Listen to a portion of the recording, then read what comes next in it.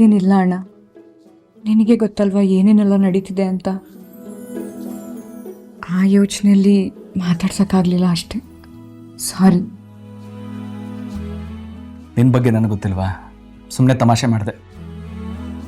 ಅದು ಸರಿ, ಕಾಲೇಜ್ ಇವೆಂಟಲ್ಲಿ ಗೆದ್ದಲ್ಲ, ಸ್ವೀಟಲ್ಲಿ ಏನಣ್ಣ, ನಾನಿವಾಗ ಸ್ವೀಟ್ ಕೊಡೋ ಪರಿಸ್ಥಿತಿಲಿದ್ದೀನಿ ಅಂತ ನಿನಗೆ ಅನ್ಸುತ್ತಾ?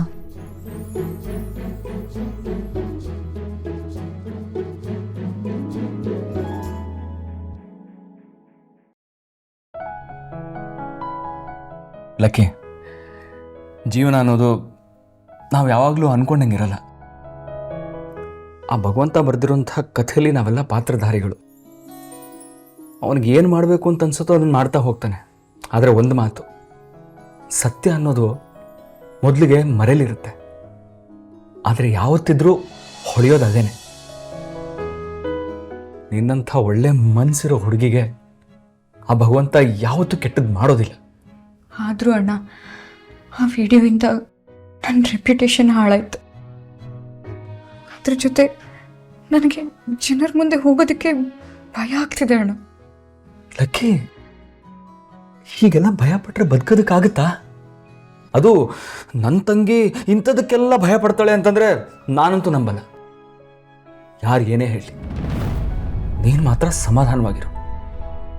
ಯಾಕೆ ಅಂತಂದರೆ ಸೂರ್ಯನ ಬೆಳಕು ಎಷ್ಟೇ ಜೋರಾಗಿದ್ರೂ ಸಮುದ್ರ ಒಣಗುತ್ತಾ ಹೇಳು? ಹಾಗೆ ಚಿಲ್ಲಾಗಿರು. ನಿನ್ನ ಮಾತು ಕೇಳಿದ್ಮೇಲೆ ನನ್ನ ಮನಸ್ಸು ಒಂದು ಸ್ವಲ್ಪ ಕಂಟ್ರೋಲಿಗೆ ಬಂತು ಅಣ್ಣ. ಅದು ಸರಿ, ನೀನು ಅದಕ್ಕೆ ಏನು ದಿಢೀರಂತ ಬೆಂಗಳೂರಿಗೆ ಬಂದುಬಿಟ್ಟಿದ್ದೀರಾ? ನಾನು ಮೊನ್ನೆ ಫೋನ್ ಮಾಡಿದಾಗ ಆಚೆ ಎಲ್ಲೋ ಇದ್ದೀನಿ ಅಂತ ಹೇಳಿದೆ. ಅದಕ್ಕೇನು ಕರ್ಕೊಂಡು ಎಲ್ಲಾದರೂ ಆಚೆ ಹೋಗಿದ್ಯಾ? ನಾನು ಅವ್ರನ್ನ ಕರ್ಕೊಂಡು ಎಲ್ಲೂ ಹೋಗಿಲ್ಲ, ಅವರೇ ನನ್ನನ್ನು ಕರ್ಕೊಂಡು ಹೋಗಿದ್ದು. ನನ್ನ ವಿಷಯ ಬಿಡು. ನೀನು ಯಾಕೆ ಅಮೃತ ಅವ್ರ ರೂಮಲ್ಲಿದೆಯಾ? ಆದಿ ನೀನು ಒಂದೇ ರೂಮಲ್ಲಿ ಇಲ್ವಾ?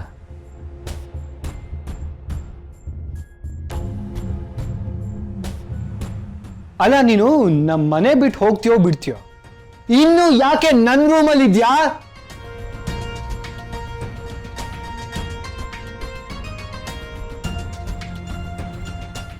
ಏಯ್, ಮುಖ ಏನೇ ನೋಡ್ತಿದ್ಯಾ? ಹೋಗು ಅಂದ್ರೆ ಅರ್ಥ ಆಗಲ್ವಾ? ಗೆಟ್ ಲಾಸ್ಟ್ ಅಂದೆ.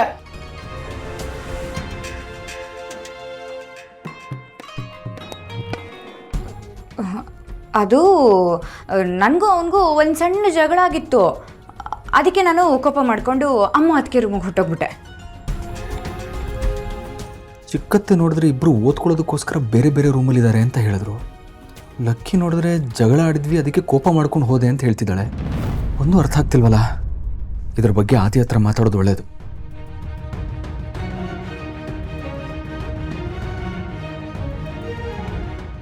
ಅಣ್ಣ, ಏನು ಯೋಚನೆ ಮಾಡ್ತಿದ್ಯಾ? ಏನಿಲ್ಲ, ಆದಿ ಅವ್ರನ್ನ ಮಾತಾಡ್ಸ್ಕೊಂಡ್ ಬರ್ತೀನಿ. ಅಣ್ಣ, ಅದಕ್ಕೆ ಫ್ರೀ ಇದ್ರೆ ಇಲ್ಲಿ ಕಳಿಸ್ತೀಯಾ? ನಾನು ಅವ್ರ ಹತ್ರ ಸ್ವಲ್ಪ ಮಾತಾಡಬೇಕು. ಸರಿ.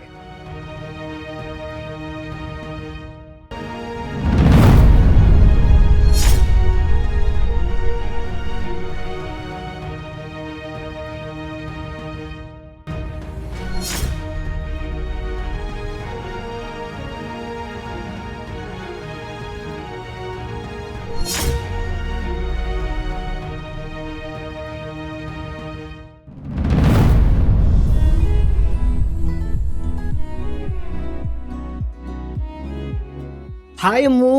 ಆದಿ, ಹಾಯ್. ಯಾವಾಗ ಬಂದೆ? ನಾನು ನಿನ್ನೆನೆ ಬಂದೆ ಕಣೋ, ಆದ್ರೆ ನೀನ್ ನನಗೆ ಸಿಗ್ಲಿಲ್ಲ. ನಿನ್ನೆ ಕಾಲೇಜಲ್ಲಿ ಏನಾಯ್ತು ಅಂತ ನಿನಗೆ ಗೊತ್ತಲ್ವಾ? ಅದ್ಬಿಡು, ಏನು ಮಾಡ್ತಿದ್ಯಾ? ಅದು ಹೋದ್ ಸಲ ಬಂದಾಗ ಸೀರೆಗಳು ತಗೊಂಡು ಹೋಗಿರ್ಲಿಲ್ವಲ್ಲ, ಅದಕ್ಕೆ ಈ ಸಲ ಬಂದಾಗ ಎಲ್ಲ ಸೀರೆ ತಗೊಂಡು ಹೋಗ್ತಾ ಇದ್ದೀನಿ. ಮತ್ತೆ ಏನು ವಿಶೇಷ? ಸಡನ್ ಆಗಿ ಬಂದ್ಬಿಟ್ಟಿದ್ಯಾ? ಯಾವಾಗಲೂ ಬರೋಕ್ಕೆ ಮುಂಚೆ ನನಗೊಂದು ಕಾಲ್ ಮಾಡ್ತಿದ್ದೆ ತಾನೆ? ಅದು ಡಿವೋರ್ಸ್ಗೆ ಅಂತ ಹೊಸ ಲಾಯರ್ನ ಮೀಟ್ ಮಾಡಬೇಕಿತ್ತು. ಅದಕ್ಕೆ ಯಾರಿಗೂ ಹೇಳ್ದೆ ಕೇಳದೆ ನಾವೇ ಬಂದ್ಬಿಟ್ವಿ. ಅವರು ನಾವು ಹೇಳಿದ್ದನ್ನೆಲ್ಲ ಕೇಳಿ ಡಾಕ್ಯುಮೆಂಟ್ಸ್ಗೆ ಸೈನ್ ಮಾಡ್ಕೊಂಡಿದ್ದಾರೆ. ಆದಷ್ಟು ಬೇಗ ನಮಗೆ ಡಿವೋರ್ಸ್ ಕೊಡಿಸ್ತೀನಿ ಅಂತ ಹೇಳಿದ್ದಾರೆ. ಓಹ್, ಒಳ್ಳೇದಾಯ್ತು ಬಿಡು. ಆ ಹಾಳು ಕೊಂಪೆಯಲ್ಲಿ ಇರೋದಕ್ಕಿಂತ ಇನ್ಮೇಲಾದರೂ ನೀನು ನಿನ್ನ ಎಜುಕೇಷನ್ ಕಡೆ ಗಮನ ಕೊಡ್ಬೋದು. ಅದು ಸರಿ, ನೀನು ಹೇಗಿದ್ಯಾ? ನನಗೇನು ಫಸ್ಟ್ ಕ್ಲಾಸ್ ಆಗಿದ್ದೀನಿ. ನೆನ್ನೆ ನಾನು ಲಕ್ಷ್ಮಿ ಕಾಂಪಿಟೇಷನ್ ಗೆದ್ವಿ. ಅಮ್ಮು ಏನು ಗೊತ್ತಾ, ಇತ್ತೀಚೆಗೆ ದೇವಕಿ ಅತ್ತೆ ಲಕ್ಷ್ಮಿನ ತುಂಬ ಹಚ್ಕೊಂಡ್ಬಿಟ್ಟಿದ್ದಾರೆ. ಲಕ್ಷ್ಮಿನೂ ಅಷ್ಟೇ, ಅತ್ತೆನ ತುಂಬ ಚೆನ್ನಾಗಿ ನೋಡ್ಕೋತಾ ಇದ್ದಾಳೆ. ಆಮೇಲೆ ಆ ತಲಾಟೆ ಏನು ಮಾಡಿದ್ಲು ಗೊತ್ತಾ, ಕಾಂಪಿಟೇಷನ್ ಹಿಂದಿನ ದಿನ ನನ್ನ ಮೈ ಮೇಲೆಲ್ಲ ಮಣ್ಣು ಹಚ್ಬಿಟ್ಲು. ನಾನು ಸುಮ್ಮನೆ ಬಿಡ್ತೀನಾ, ನಾನು ಚೆನ್ನಾಗಿ ಮಣ್ಣು ಹಾಕಿದ್ದೆ. ಅವಳ ಮುಖ ನೋಡಬೇಕಿತ್ತು ನೀನು. ಆಮೇಲೆ ಏನು ಗೊತ್ತಾ, ನನ್ನ ಬಟ್ಟೆ ಎಲ್ಲ ಅವಳೇ. ಅಮೃತ ಅವರೇ, ಸಾರಿ, ನಾನು ಆಮೇಲೆ ಬರ್ತೀನಿ. ಹಾಯ್ ಸಂಜೀವ್ ಅವರೇ. Thank you so much. ಅಮ್ಮ ಭಾವನೆಗಳನ್ನ ಅರ್ಥ ಮಾಡಿಕೊಂಡು ಅವಳಿಗೆ ಎಲ್ಲ ಥರ ಸಪೋರ್ಟ್ ಮಾಡ್ತಾ ಇರೋದಕ್ಕೆ.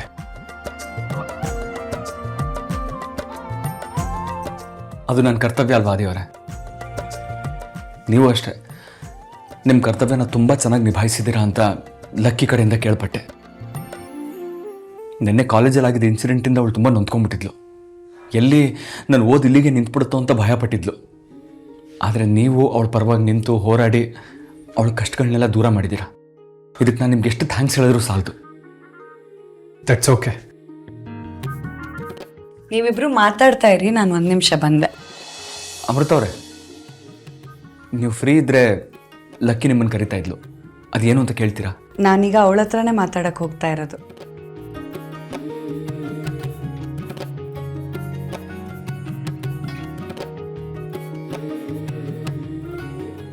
ಆದಿಯವರೇ, ನೀವು ಬೇಜಾರು ಮಾಡ್ಕೊಳ್ಳಲ್ಲ ಅಂತಂದ್ರೆ ಒಂದು ಮಾತು ಕೇಳ್ತೀನಿ.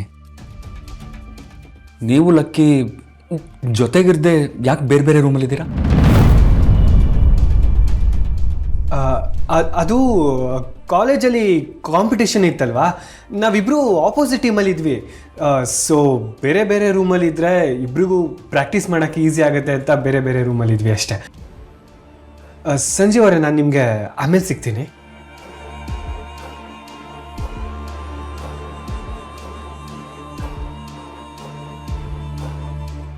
ಮೂರು ಜನದ ಮಾತು ಮೇಲೂ ನಂಗೆ ನಂಬಿಕೆ ಬರ್ತಾ ಇಲ್ಲ.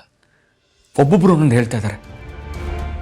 ನನ್ನ ಜೀವನದ ಥರನೇ ಲಕ್ಕಿ ಜೀವನನೂ ಆಗಿದೆಯಾ? ಇಲ್ಲ ಇಲ್ಲ, ಹಾಗಾಗಬಾರ್ದು. ಲಕ್ಕಿ ಜೀವನ ಚೆನ್ನಾಗಿರಬೇಕು. ಈಗಲೇ ಮಾತಾಡಿದ್ರೆ ತಪ್ಪಾಗತ್ತೆ. ಹೇಗೋ ಹಬ್ಬಕ್ಕೆ ಊರಿಗೆ ಬರ್ತಾ ಇದ್ದಾರಲ್ಲ, ನಾನೇ ಕೂತು ಮಾತಾಡಿ ಅವ್ರನ್ನ ದಾರಿಗೆ ತರ್ತೀನಿ.